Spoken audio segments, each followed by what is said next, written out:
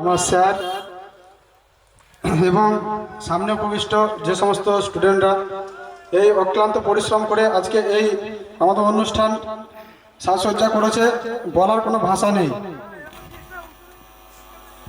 সত্যি তোমাদের দেখে আমারই গর্ব হচ্ছে। এই সাকসেস শুধুমাত্র আমার নয়, এই সাকসেস ডিফেন্স ফোর্স একাডেমির, আমাদের রিন্টু স্যারের। আমরা অত্যন্ত আনন্দিত যে এবং গর্বিত যে আমরা এমন একটা প্লেস পেয়েছিলাম, যে প্লেসটা না পেলে হয়তো আমরা এই ভারতীয় সেনার মুখই দেখতে পারতাম না, কোনোদিন এই স্বপ্নটাও দেখতে পারতাম না। এই স্বপ্নটা আমাদেরকে ধীরে ধীরে একটা একটা করে অক্ষর করে রিন্টু মাস্টারই দেখিয়েছেন। এবং আমাদের যে স্যাররা আছেন, বিশেষ করে Bikram sir, Sudip sir, Sanjay sir, Ranjit sir, এদের তো ভূমিকা বলার মতো নাই। আর বিশেষ করে রিন্টু স্যার, এনার কথা যতই বলবো ততই কম বলা হবে। ইনি একটা মানুষ নয়, ইনি মেশিন, মানুষ তৈরি করার মেশিন। কিভাবে তোমরা এখানে আসলে যে মেশিন তৈরি হতে, কিভাবে যে গুলির মতো বেরিয়ে ভারতীয় সেনায় এবং রাজ্যের পুলিশগুলোতে যুক্ত হতে পারবে তোমরা নিজেও জানবে না। অসংখ্য স্টুডেন্ট এখান থেকে সাকসেস পেয়েছে। এমনকি আমি এখানে কবে থেকে আছি যদি তোমাদেরকে বলতে হয় তো সেই প্রথম দিন থেকেই ধরতে পারো। এখান থেকে আমি সাকসেস হতে কাকে দেখিনি। যে প্রথম এখান থেকে সাকসেস পেল সেও আমার অন্তরঙ্গ বন্ধু ছিল, আমাকে ছেড়ে চলে গেল। তারপরে যারা আস্তে আস্তে আমার বন্ধু হলো তারাও প্রত্যেকে একটা একটা একটা করে আমাকে ছেড়ে চলে গেল। কিন্তু আমি প্রত্যেকদিন ভাবতাম যে আমার কি এই দিন আসবে।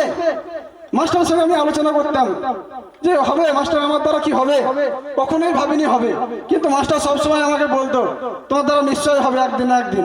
তাই দেখো, দীর্ঘ পরিশ্রম করে এসএসবিতে সিলেক্ট হয়ে গেছিলাম শুধুমাত্র এই প্রতিশ্রুতির জন্য, এই ভালোবাসার জন্য। এখানে আমরা কত দূর থেকে এসেছি, 200 কিলোমিটার, কেউ 400 কিলোমিটার, কেউ 800 কিলোমিটার, কত কত দূর থেকে যে এসেছি তার কোনো ঠিক নাই। বাবা মারা কার ভরসায় রেখেছে, কাকে চেনে, এই রিন্টু মাস্টারকে। এখানে এসে কেউ খালি হাতে ফিরে যাবে না। ওয়ান ম্যান এখান থেকে খালি হাতে যাবে না, শুধুমাত্র ধৈর্য আর মেহনত, এটা তোমাদেরকে বজায় রাখতেই হবে। যে ধৈর্য ধরে থাকতে পারবে ভাই, খালি হাতে যাবে না। সবাই সাকসেস নিয়ে আমার মতো ভাবে এখান থেকে ফিরবে। আমিও কখনো ভাবিনি, কিন্তু আমাকে ভাবতে সাহায্য করেছে, আমাকে বিশ্বাস করতে সাহায্য করেছে। আর আমাদের স্যার যাদের কথা না বললেই নয়, এই স্যারদের ছত্র ছাড়াই তোমরা এসছো, মানে তোমরা ঈশ্বরের পরবর্তী লোকের কাছে এসছো। স্যাররা তোমাকে হাতে ধরিয়ে শিখিয়ে দেবে সবকিছু। তোমরা শুধু বলবে, রাত 12টা হোক, 1টা হোক, 2টো হোক, তোমাদের অসুবিধার কথাই স্যারদের বলবে। দেখবে স্যাররা তোমার বাবা মারা যা সাহায্য না করতে পেরেছে স্যাররা করে দেবে। শুধুমাত্র বলবে যে স্যার আমার একটা অসুবিধা হচ্ছে, সেটা যদি তোমাদের বোঝাতে না পারে তো আমাকে তখন ফোন করবে। কখনোই এটা হবে না। এই স্যারদের সঙ্গ পাওয়া মানেই তোমরা সাকসেস পাবে। কিন্তু মেন হচ্ছে ধৈর্য আর তোমাদের বিশ্বাস। আগে তোমাদেরকে বিশ্বাস করতে হবে যে আমার দ্বারা হবে। এই বিশ্বাসটা যতদিন তোমরা না নিয়ে আসতে পারবে নিজের মনের মধ্যে, ততদিন কিন্তু হবে না। তোমার দ্বারাই হবে, কেন হবে না? সবাই তো করছে, কেউ সঙ্গে থাকবে না ভাই। তোমারটা তোমাকে বুঝতে হবে। শুধুমাত্র পড়াশোনা করো, মন দিয়ে পড়াশোনা করো, একটা ভালো নাম্বার স্কোর করো, বাকিটা রিন্টু স্যার আছে বুঝে নেবেন। এখানে তোমার বাবারা তোমাকে যেটুকু হেল্প করতে পারছে না সেটুকু এখানে করা হবে। মাস্টার 4টা গাড়ি সবসময় আমাদের হাতেই পড়ে থাকে। তোমার বাড়িতে তোমাকে কেউ কোনোদিন দিয়েছে 4টে গাড়ি? আমরা যখন তখন যেখানে নিয়ে চলে যেতাম। কখনোই মাস্টার আমাদেরকে, আমার তো চোখের দিকে কোনোদিন তাকিয়ে কথাই বলিনি এখনো পর্যন্ত।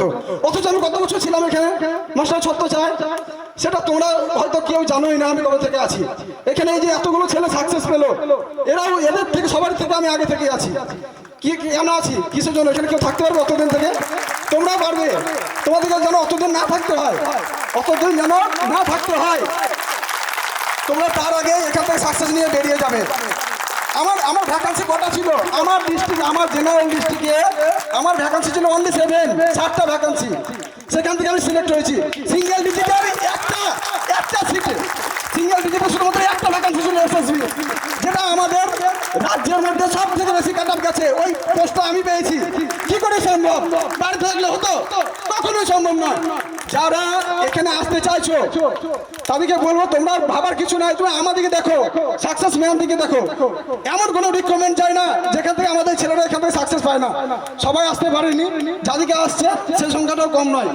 আমাদের কত ছেলে ছিল, যত যত দিন যাচ্ছে তত ছেলের সংখ্যা আমাদের বাড়ছে, সাকসেসও বাড়বে, তোমাদেরও হবে। কেউ নিরাশ হবে না, শুধুমাত্র মাস্টারদের কথা মেনে চলবে, পড়া করবে, মাস্টারদের কথা শুনে যে চলবে, সাকসেস পাবেই, কোনো বিকল্প নেই। আর তোমাকে ভাবতে হবে যে আমাকেই পারতে হবে, আর তোমার দ্বারাই হবে, এর কোনো বিকল্প নেই। তোমরা স্যারের কাছে আছো, রিন্টু মাস্টারের কাছে আছো, তার মানে তোমরা ধরে নিতে পারো যে তোমরা সফলতার দোরগোড়ায় আছো। একদিন একদিন হবে। অনেকে ডাব্লিউবিতে সিলেক্ট হওয়ার কাছাকাছি বসে আছে, তারাও কিছুদিন পর বেরিয়ে যাবে, তাদের জন্য প্রোগ্রাম হবে। এইভাবে প্রত্যেকটা রিকমেন্ড আসবে, মানে আমাদের সেন্টার থেকে হিউজ সাকসেস বেরোবে। নদিয়ার বুকে সব থেকে বেশি সাকসেস আমাদের এখান থেকেই বেরোবে, এটা আমার বিশ্বাস। এবং আমি এতদিন থেকে আছি, আমি তোমাদেরকে ভুলভাল প্রতিশ্রুতি দিয়ে করবোই বা কি, নিশ্চয়ই হবে, তোমাদেরও হবে, কেউ নিরাশ হবে না, শুধুমাত্র ধৈর্য ধরে এখানে থাকবে। হ্যাঁ, এই বলে আমি আমার ছোট্ট বক্তব্য এখানে শেষ করছি। অসংখ্য ধন্যবাদ রাহুল দাসকে আমাদের একাডেমির তরফ থেকে আন্তরিক অভিনন্দন, ভালোবাসা জানাচ্ছি। আজকের এই মহামূল্যবান দিনে নিজেকে উপস্থিত করিয়েছে এবং সুন্দর বক্তব্য রেখেছে। তবে ওনার বক্তব্যতে কিছু সাজানো গোছানো নেই, আমরা যতটুকু ওনার বডি ল্যাঙ্গুয়েজ থেকে ফিল করলাম। কেননা একটা মানুষ কতটা আপ্লুত বিভূত হলে ভিতর থেকে তার এই কথাগুলি আসে। তাই আজকে রাহুল দাস যে সফলতা পেল, এই সফলতা শুধু রাহুল দাসের নয়, বিশেষ করে তার মা বাবারও এই সফলতা। তাই তো বলি আমরা প্রত্যেকে আমরা ফৌজির সন্তান, বিশেষ করে আমার মা বাবাকে একজন ফৌজির মা বাবা বানাবো। কিরে বাবু, তাই আমাদের মতো তোমাদের ফৌজি হতে হবে না? ফৌজি বানাবে, রাহুল দাসের মতো ফৌজি হতে হবে, আমার মতো ফৌজি হতে হবে। ফৌজি বানাবে, ফৌজি বানাবে, ফৌজি বানাবে। বন্ধু বন্ধু, ভারত মাতা কি, ভারত মাতা কি, ভারত মাতা কি। রাহুল দাসের মতো আমার মতো ফৌজি হতে হবে। Thank you. আমাদের ভিডিও যারা দেখছি বা দেখছিলাম অসংখ্য ধন্যবাদ জানাই, অসংখ্য ধন্যবাদ জানাই, থ্যাংক ইউ জানাই। ওকে, অল দ্য বেস্ট।